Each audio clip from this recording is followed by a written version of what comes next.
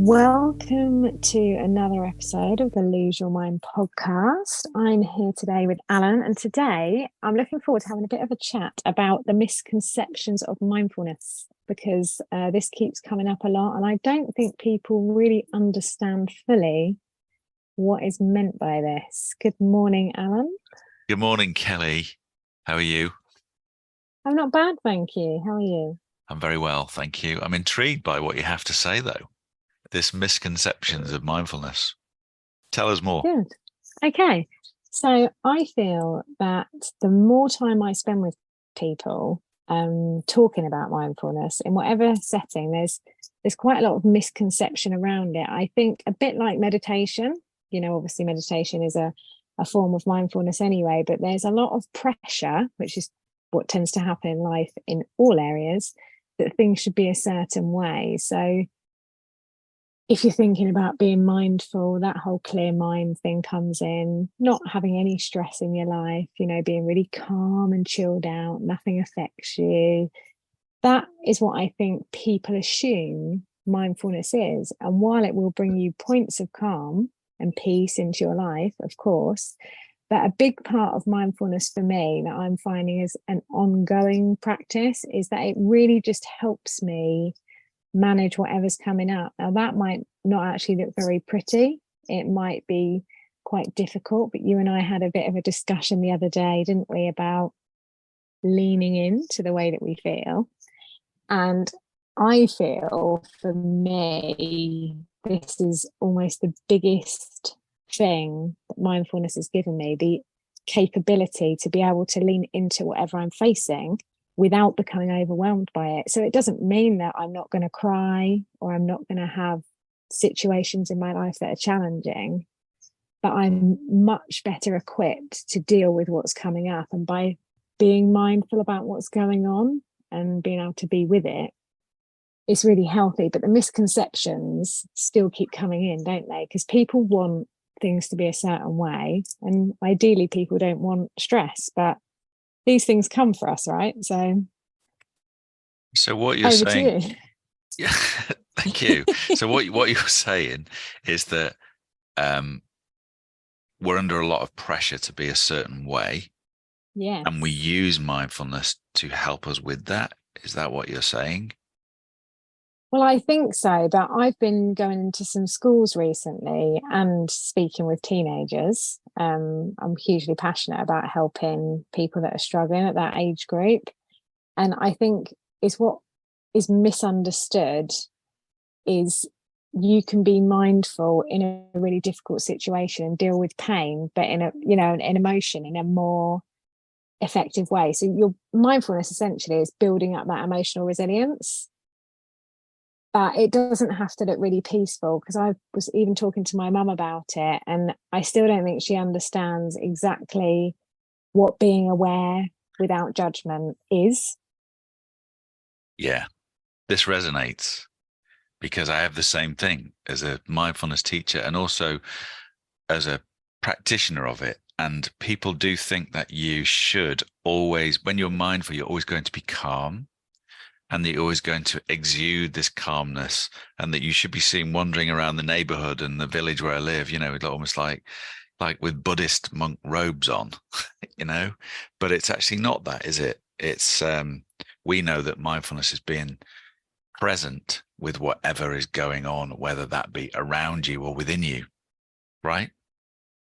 Exactly. And I think over time, it does really build up the power for you to be able to sit with that in a really healthy way. So, for example, if you're suffering with a really difficult work colleague in your office, something like that, being mindful about that might be being observing how you're really angry about being with that person. The anger's there, but you're feeling it. You're like, oh, I'm really angry with the way they're treating me here today. I don't like it. That's not nice. But you're with it. You're not feeding the anger and just then the anger taking over the day. You'll be able to acknowledge that emotion that's perfectly natural. All these things we feel are natural. People think, if you ask a child to express their emotions, they might come up with happy, sad, and one other. But there's thousands of different emotions we don't even talk about, and they're all just as valid as the other. but Mm. it's being able to be with them. It's true. So yeah, I like that, because we do get, that's very common, isn't it, in life? We get annoyed with other people, and it just consumes us. And like you say, you feed that anger. But what you're saying is that, because I like the phrase, and it's used quite a lot, I think, for people in therapy, that when you're feeling angry, you say to yourself, I've noticed that I'm feeling angry. And even just that, I've noticed that, dissociates it a little bit and kind of gives you a little bit of space from it, which we know, of course, that part of mindfulness is just giving you space to respond. Yeah, and that's where the power is, isn't it? It's in that word notice, is awareness, isn't it? But it's just a more understandable word. And if you're Yeah. asking, referring back to a childlike state again, which is where we all begin, but if you ask a child how they feel in that emotion, a lot of children don't want to put up that they've had a bad day, put their hand up. I had it the other day. People didn't want to admit that they were feeling sad. So we explored it through colour, and then you can identify the different emotions to colour. But when they then point at that, if you ask someone how that feels without pushing it away, they're just happy to sit with it.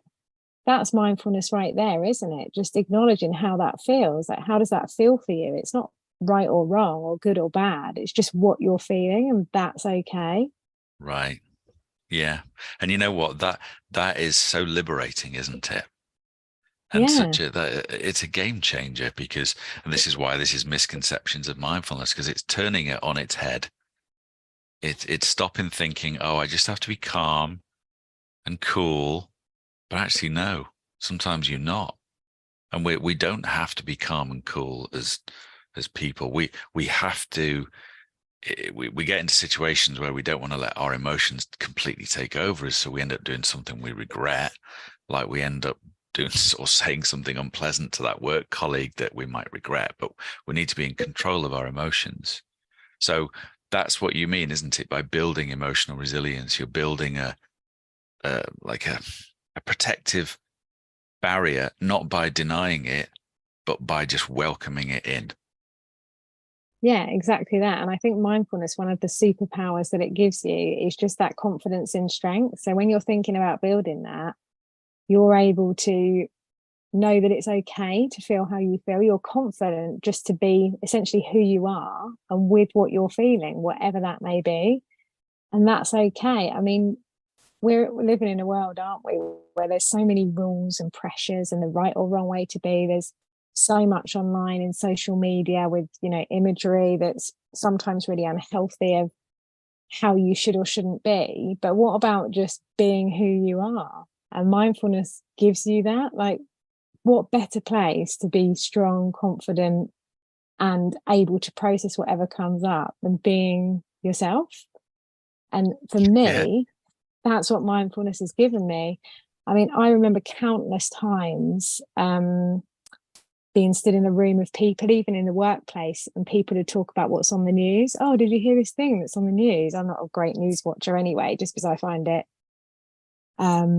not great for the anxiety levels. But I would shy away from those conversations because I didn't feel confident to not know exactly what was going on. I would have never said that. I would just kind of nod and go, yeah, sounds interesting, who are you going to vote for, all this stuff, which is, for me. But now, being mindful of how I feel, what's going on for me, I know none of that really matters. It doesn't matter if I say all the right thing or not. It doesn't matter if someone's really upset me and that's made me feel bad. That's okay. It's okay to not feel good if you've been hurt. But most people go, come on, get on with it. You'll be all right. So straight away, the barriers go up, don't they? And you keep going. But when you're mindful of how you feel and lean into it, you're working through. So leaning in is being with it, not pushing away, not trying to fix yourself or have somebody fix you or you try and fix anybody else. It's just letting things unfold, isn't it? Exactly. I wrote something recently in the headline was you've got to feel it to heal it. And Feel you it have to to heal feel it. it. Don't you? You have to feel it to heal it. what a Otherwise, great, yeah, that's a great one. That is. all the while you're just suppressing otherwise. And that's what Yeah. causes the disease in the body. But mindfulness is what's giving us that power. But that's why people really need to get past the misconceptions, because a lot of people, the moment they start acknowledging or noticing, as you said, they are then already mindful of what's going on for them. So how do we do this then? How do we get over this misconception, do you think? Wow, God, that's a big question. I wasn't ready for it. I was just on Well, my soapbox about compassion. well, I don't fully know the answer either. And, maybe it's something people can work out for themselves. It's, how do What we I would say, sorry, carry on? I would say that non-judgment and trusting are two of the biggest things. So they are two of the attitudes of mindfulness anyway. But quite often, I think intuitively we will have a feeling of what we know and we shut it down. I think we need to have more trust in what we already know is right and listen into that. When you feel something, just really, really allow yourself to feel it, even if it's only for a minute, rather than pushing it away. I mean, people have dark thoughts. You can't say to someone that's feeling really emotionally unbalanced, who, I have to be really careful the way I word this right now, but you can't say to someone, oh, just be aware of your thoughts, because in mindfulness, we say be aware of your thoughts. Equally, we have to acknowledge those thoughts. So if someone's feeling really depressed and they feel really dark, and you say, oh, we'll just be aware of that, they're still feeling it. I think it's really important that people are understanding that they can feel. There's a lot, it seems like a lot of hard work when you're told to step out, and then the thoughts come in. That's when people start to get overwhelmed. I've noticed when teaching people. So I don't know if you agree or disagree. I will give you a second to speak in a minute. But if you're told, oh, just observe your thoughts, just observe them, and then more thoughts come in, that's quite a lot of pressure in itself, isn't it?